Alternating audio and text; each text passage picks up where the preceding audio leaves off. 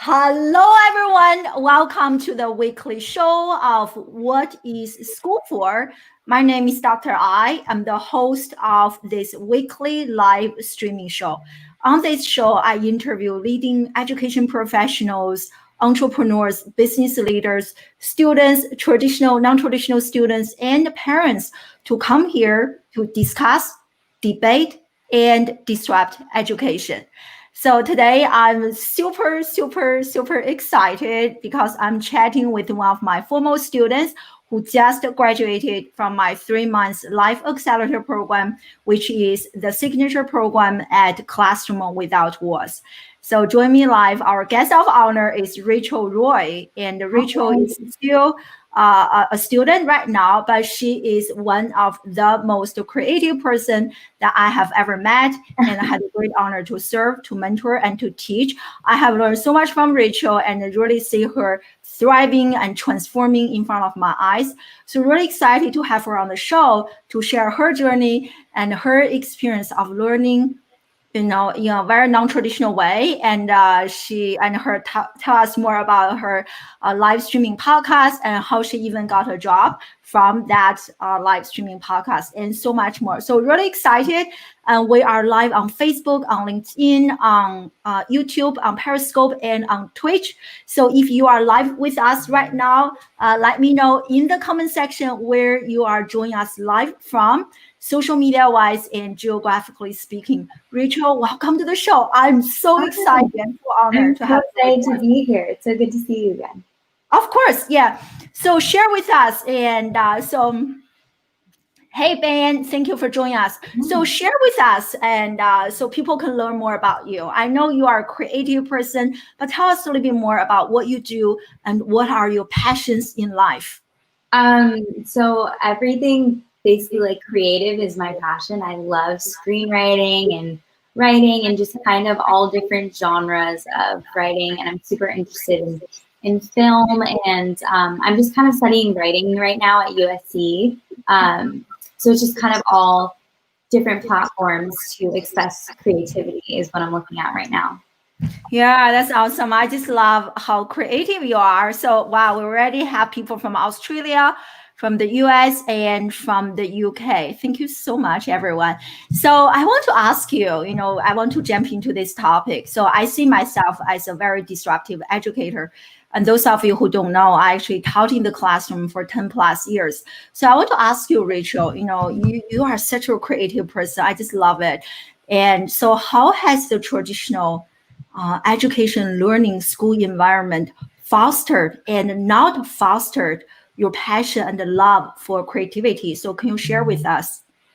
Well, I would say that in the way that it fostered my creativity and helped me was my writing classes in middle school. My teacher would pull me aside and tell me that I could write really well or that I was really creative. And so that kind of was something that I wasn't aware of when I was like in 5th grade, 6th grade, 7th grade. And so that's what sort of launched into, oh, maybe this is something I could be interested in. I always loved writing classes. Like I never had any problem whenever we were given a prompt. I would always get so excited during class to do that. And then I would say in ways that it didn't foster my creativity were, I think in all other classes, it was a lot more difficult for me to like comprehend math and comprehend science. Like I would understand it after a while, but I wasn't one of those students that picked it up super fast and super quickly and just knew it off the bat. I would always need extra time or to have to go and ask the teacher for more help. And that sort of made me think that in a way, like I wasn't smart during school and I didn't know that you could be smart in creativity. And we learned in your class that you could also be smart in emotional intelligence and with people. And there's different layers of being smart. And I feel like in school, sometimes they only teach you that if you're good at STEM or if you're good at math and science, like that's the only way that you're going to be academically successful. And it's a very linear path and it's a path that not everyone can fit into. So I think that if schools opened more into creativity and looked at other classes outside of STEM, that other people are passionate about, that would be really helpful for the average student. Oh, wow. I just love this. I want to unpack this a little bit. I love how you said that there are actually different layers of smartness. There are different layers of success. There are different layers of being a good student. And one really popular theory in education is multiple intelligence. There's linguistic intelligence, there's music intelligence, there's emotional intelligence. There are different ways. Unfortunately, I so agree with you. That's why I resigned the traditional education model. There's only one way, right? If you don't fit into that one way, and they label you, and after being labeled for such a long time, lots of emotional trauma, and you just feel like stressed out all the time. I was just thinking, like, if I was only put in math classes or science classes or general education classes, I wouldn't have ever found out I was creative, and I wouldn't have ever found my love of writing. Like, it took going into, I also went to a middle school that was more based in writing, so that did help. And it took like those classes to really figure out that it was something that I was super passionate about and that I would want a career as a writer in from those classes. Yeah, definitely. Even this STEM movement, right? Heavily focused on math, engineer, those skills.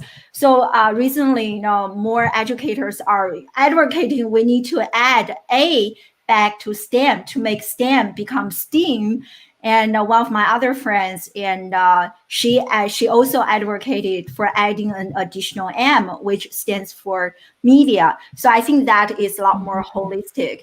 I think it definitely needs to be expanded. I wish they would add in like something about people or something about emotional intelligence, because I really think that life skills classes or classes that teach you how to really operate with other people and work with different individuals would be so helpful in schools, because at the end of the day, we're all in a society that's interdependent. We all have to work together to achieve anything. And you have to have people skills. You have to know how to work with people, how to talk to people in any field that you're going into. And so I feel like that should also be incorporated into schools. Anyway, that's why I have you on the show. I just love everything you mentioned. It's so true. And we learned in our program, right? Emotional intelligence, they are actually 2 times more predictive of a person's success than IQ. It is so important. But many students, and you are highly emotional intelligent, but many of the students I work with, they're more on the lower end. They really struggle with communication. So in our program, we actually had a chance to collaborate with the students from Singapore. So can you share that experience with us, and how, there are differences, right? Just from as an outsider to observe how you talk, how you work, so different from students from Singapore. So can you share that experience with us? It was really, really cool to, we got to work with students from Singapore, and then we had to collaborate on a project. And my project with my Singapore partner was about innovation.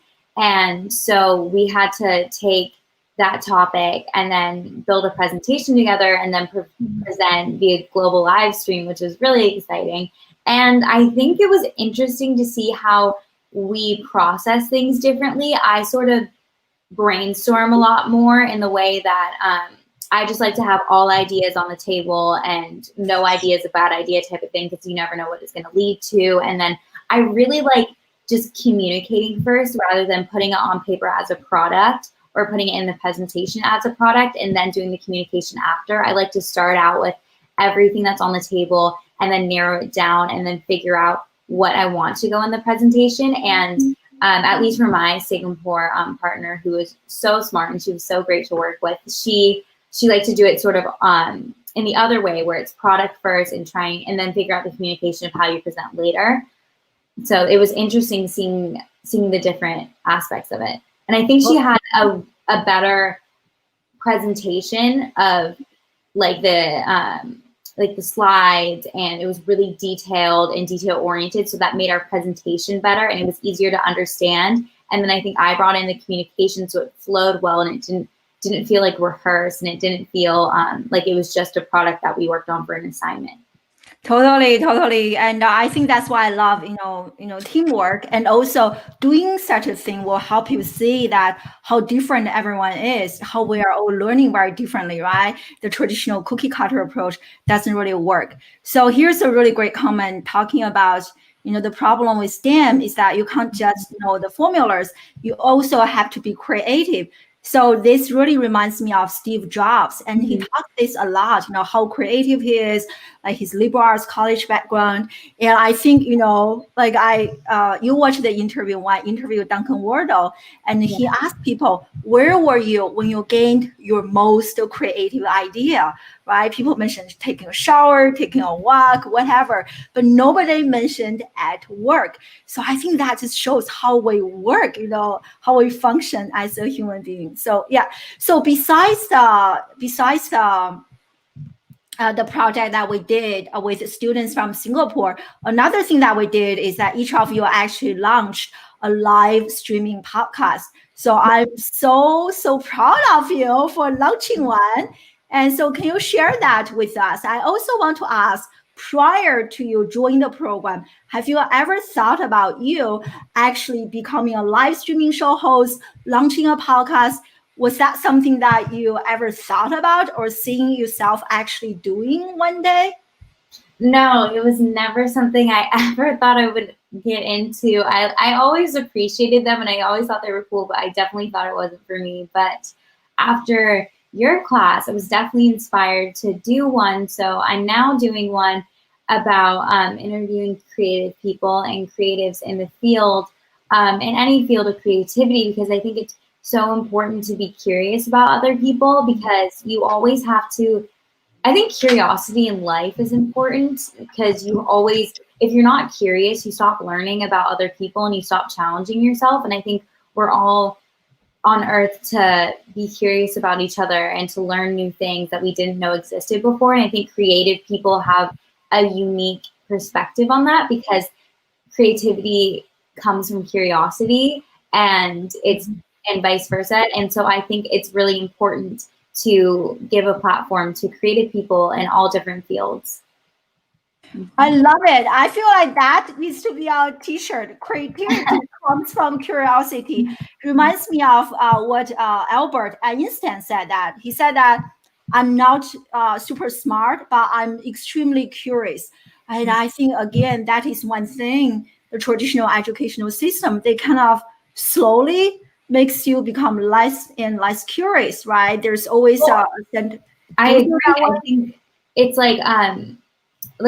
for instance, in science classes, like in chemistry, like I remember in chemistry in high school, like you can't question something and become curious about it. It's just, this is the formula, this is the solution, and it's no questioning of, well, what does this thing do? Or how do I get to here? It's it's already like a pre-designed formula. And so they kind of take what other people were curious about in science and then make it so that it's a one solution, and then give it to you so that you can't go back and be curious about it and then figure it out in your own path. It's sort of like a more fast way production of giving you science, rather than you being curious about science and finding the solution from there. Yeah, I love it. So how do you stay curious, and what is your source of inspiration? I think every time that I question something or am interested about someone, I definitely try to ask a lot about other people, because it also helps with writing, because everyone has their own unique life experiences and their own unique perspectives on life and how the world works. Every single person sees the world differently, because no one has the exact same life experiences as anyone else. So I think when you ask, especially as a writer, I think when you ask people about their life, and people love to talk about themselves too, so it's not hard to pry people with questions sometimes, but I think it gives a lot of fuel for your writing, because every single person has something that someone else can relate to.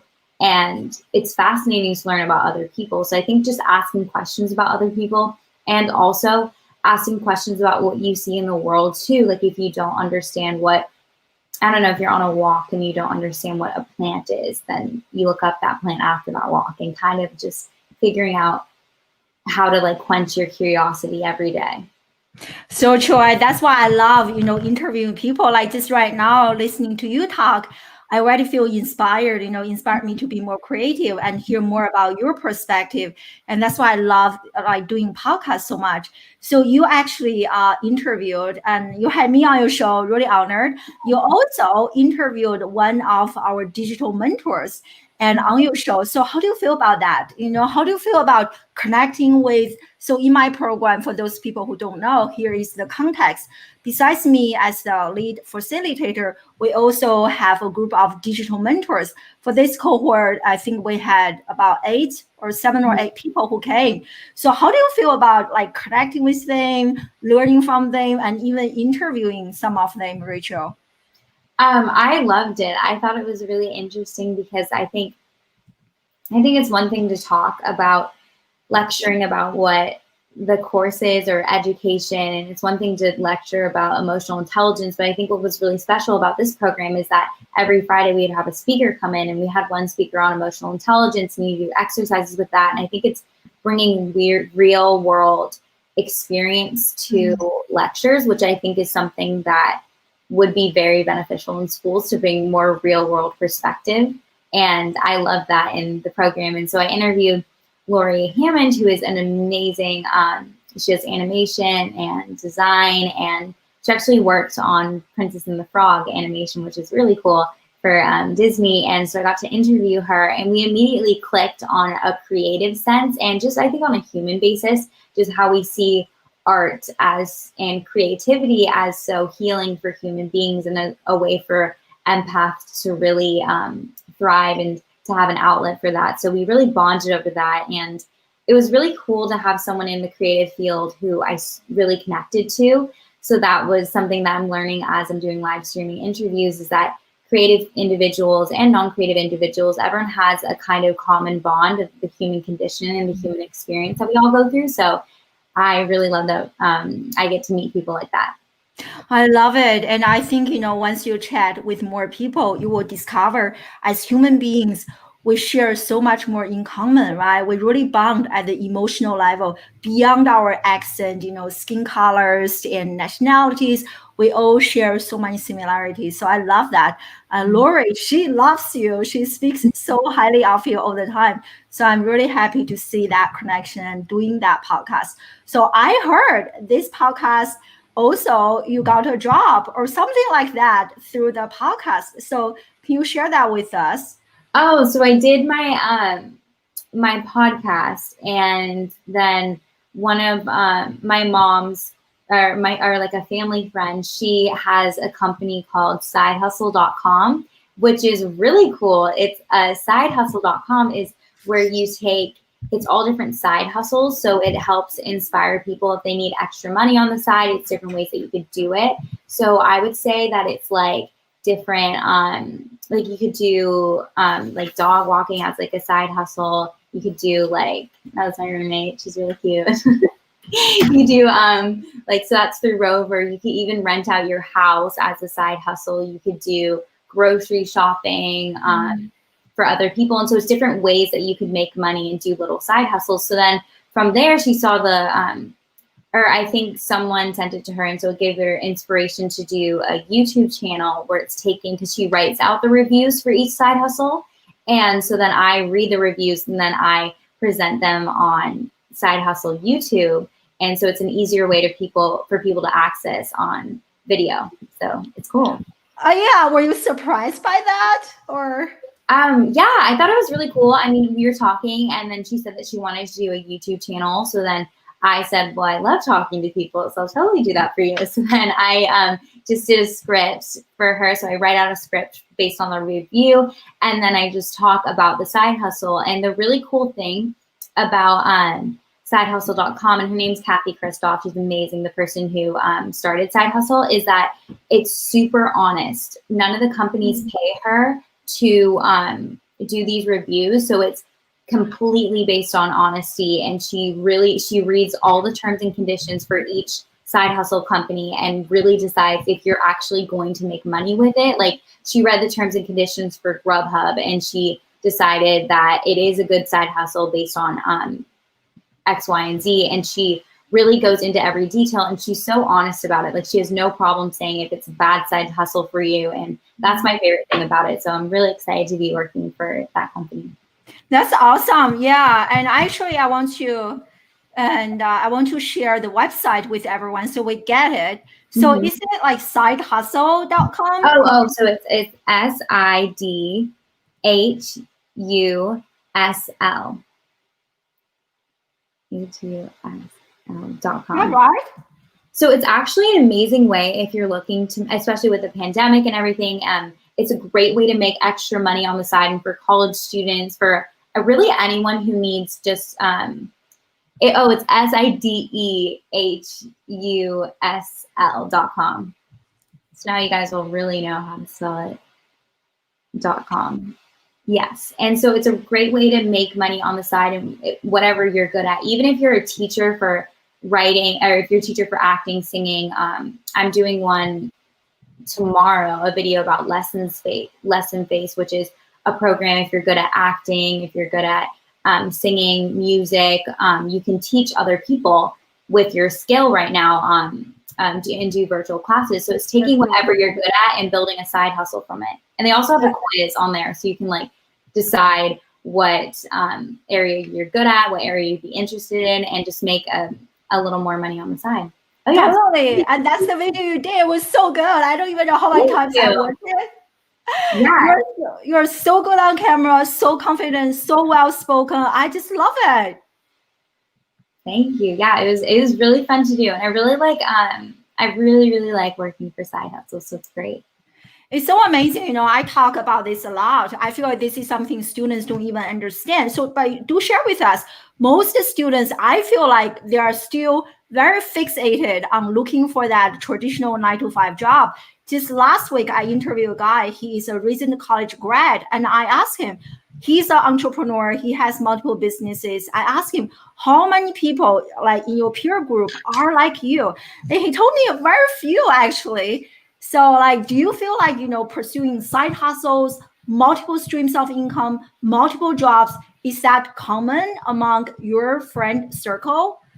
I would say it's not, but after I looked at all these side hustles, like I've been talking to my roommates and I've been talking to my friends, and they're like, actually, okay, I really want to try this. Like, there's this one company called Dumpling. I did a review on it, and it's you can do grocery shopping for other people, and then you get paid to do that, and you get to set your own rates with it. And so Side Hustle did a review on how it's better than other companies for grocery shopping. And so I was talking to my roommates about it, and I don't know, people are now inspired to do it. It's just a great way to, and you never know who you're going to meet through it.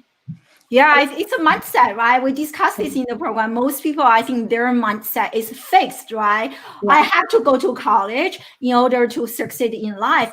I have to have a degree in marketing before I find a job in marketing. And I personally think that is over, right? I think the best time to learn is actually through practicing this right now. So doing side hustle is a great way to really see what you are passionate about, and you can make good money. Yeah. I think it's really cool. Like one of my best friends, she's really good at art, and so she found that on Redbubble and on Etsy she could draw little stickers and then sell them on all different platforms, and she never knew she could do that, and now she started a little sticker company.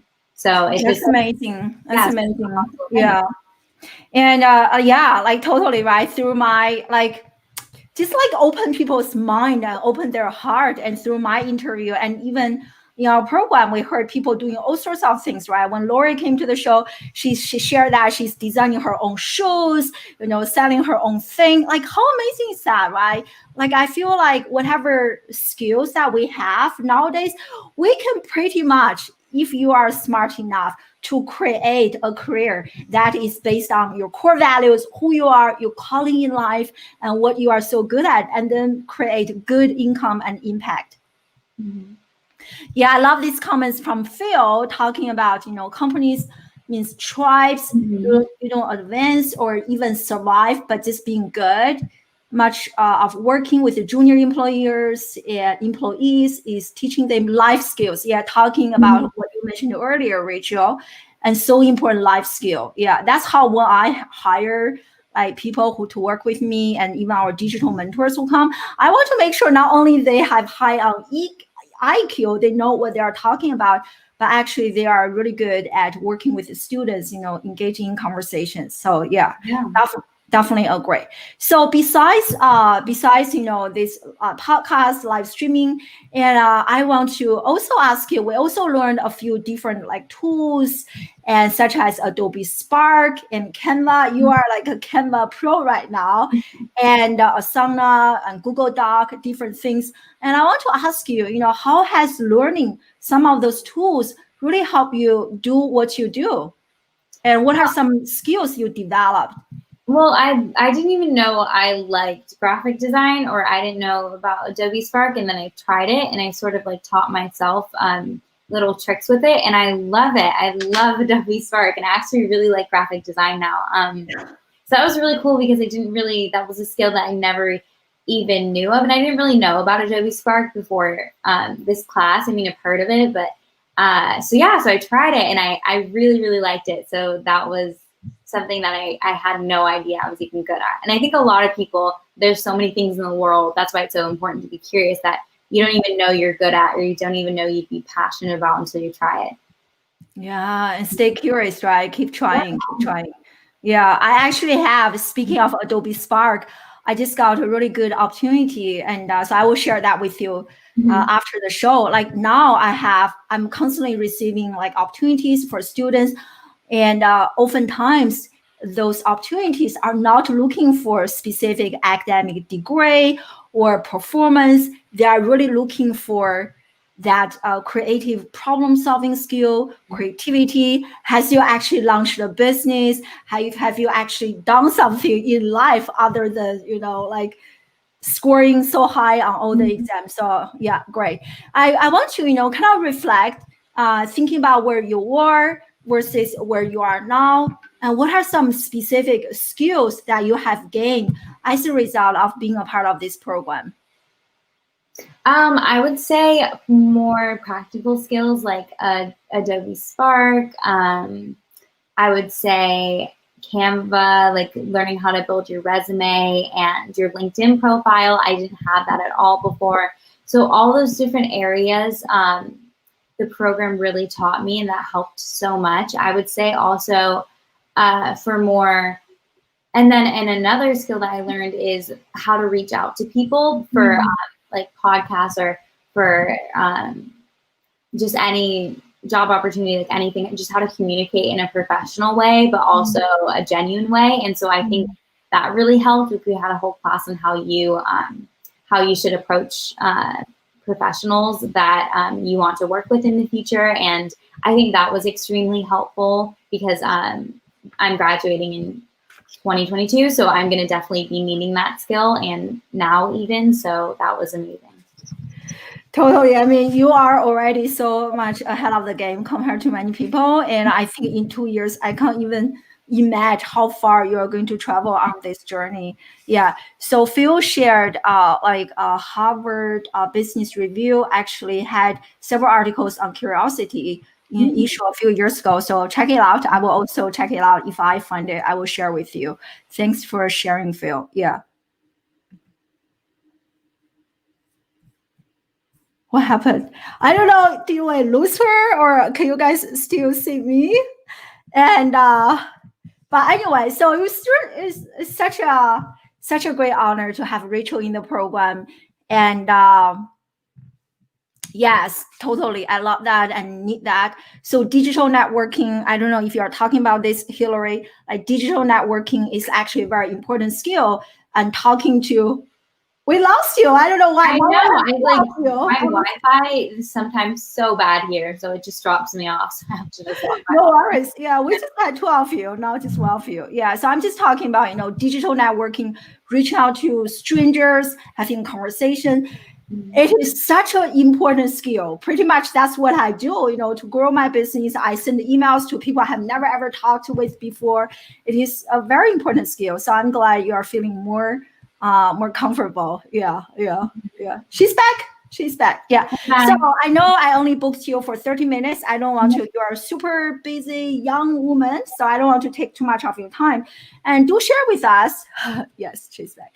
So do share with us, Rachel, what are some exciting projects that you are working on right now? Are you still looking for guests to come to your show? And maybe some people here, they are interested in coming to your show and chat with you and so on and so forth.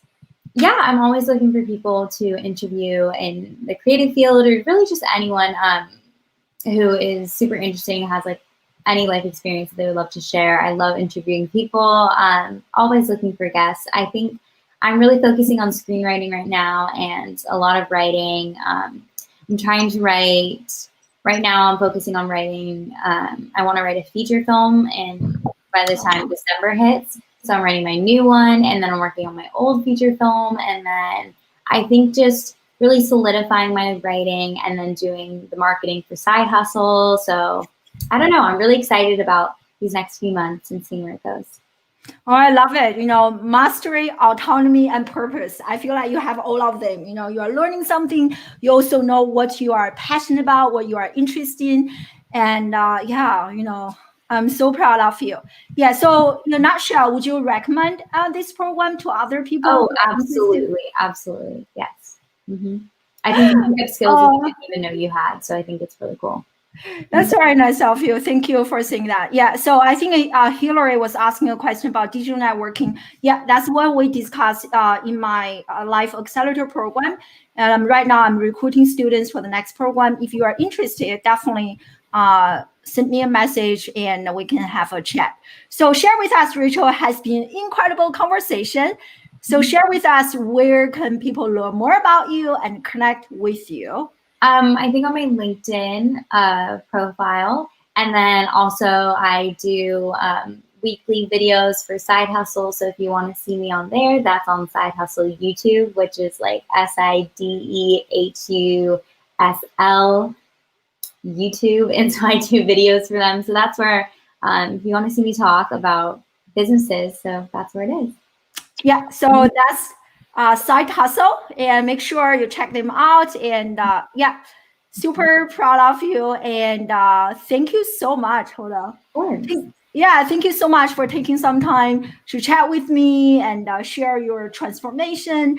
Yeah, thank you so much for being such an amazing mentor and always available whenever I need it. It was great. Oh, that's nice of you. Thank you so much. Yeah. And thank you so much, everyone, for joining us live. And I hope you enjoyed today's conversation. As I mentioned earlier, if you are interested in joining the next cohort, please do message me or leave me a comment in the comment section. And definitely check out Rachel and connect with her on LinkedIn and check out her YouTube channel. So I hope to see you guys next Friday. Same time, same location. And thank you so much again, Rachel. You are amazing. Thank you. Bye, everyone.